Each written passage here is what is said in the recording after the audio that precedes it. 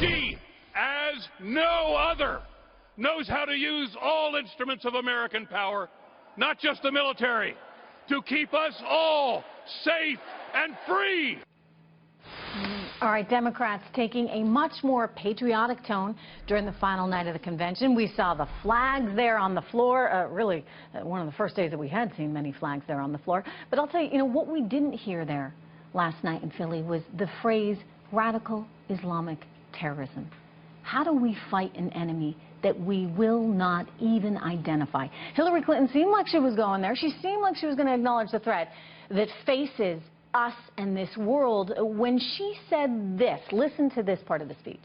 America is once again at a moment of reckoning. Okay, so you would think, right? I mean, as I saw it sitting in that audience there, moment of reckoning. America is facing this.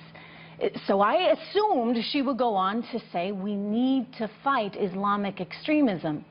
Instead, she went on to say we need to fight Donald Trump. Watch. We have to decide whether we will all work together so we can all rise together. Our country's motto is E pluribus unum. Out of many, we are one. Will we stay true to that motto? Well, we heard Donald Trump's answer last week at his convention. He wants to divide us from the rest of the world and from each other. All right, joining me right now is one of the foremost experts on terror, Dr. Sebastian Gorka, author of the best-selling book, Defeating Jihad. Dr. Gorka, I kept thinking she would go there. I kept thinking someone on stage would go there. Identify the enemy. The only enemy they identified was Donald Trump. What's your reaction to the speech we heard last night in terms of its lack of really digging into the problem that we now face? Trish, as I've said already, if you listen to the convention from the Democrat Party, there are only 3 threats to America, according to Hillary and her whole baggage. Number 1, Donald Trump. Number 2, global warming. Number 3, AR-15 rifles.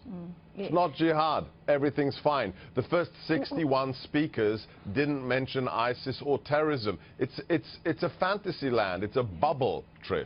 We have a man shooting up people in Orlando. We have that horrible tragedy in San Bernardino. You've got a guy mowing down people in the streets of Nice. I can go on and on. Machete attacks, stabbings on German trains.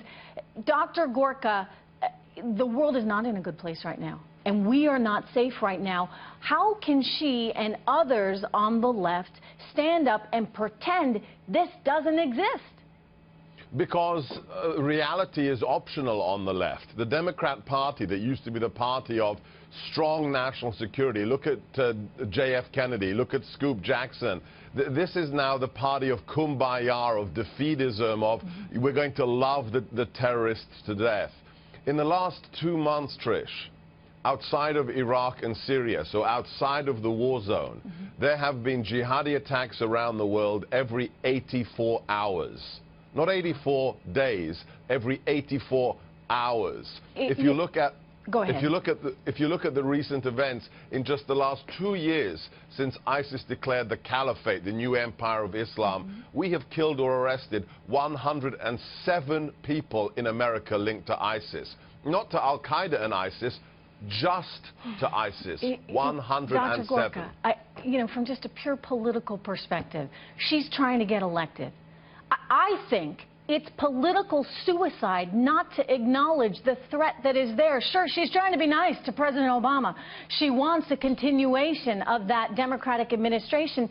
But doesn't she need to break with him and her party if she wants to get elected? Because I'll tell you, anywhere you go in this country, and I don't care what party you're in, you see what's happening in the streets of Europe, you see what's happening in the streets of the United States, and you say, I want to be safe and I want my children to be safe.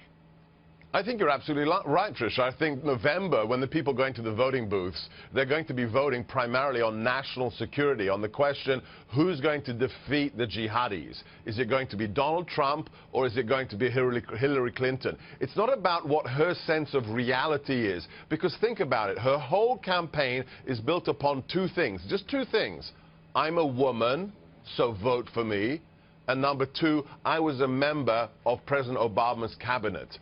A disastrous one, who anything she touched burst into flames, but that's her narrative. A member of the cabinet and a woman. Nothing else matters. She doesn't get it. She doesn't have that political sense that Donald Trump has. Well, you're right. Unfortunately for her, I think this is going to be her greatest challenge, not connecting with the thoughts and feelings of American people, because it's a bad world out there right now. Dr. Gorka, thank you so much. Good to see you, sir, as always. Thank you.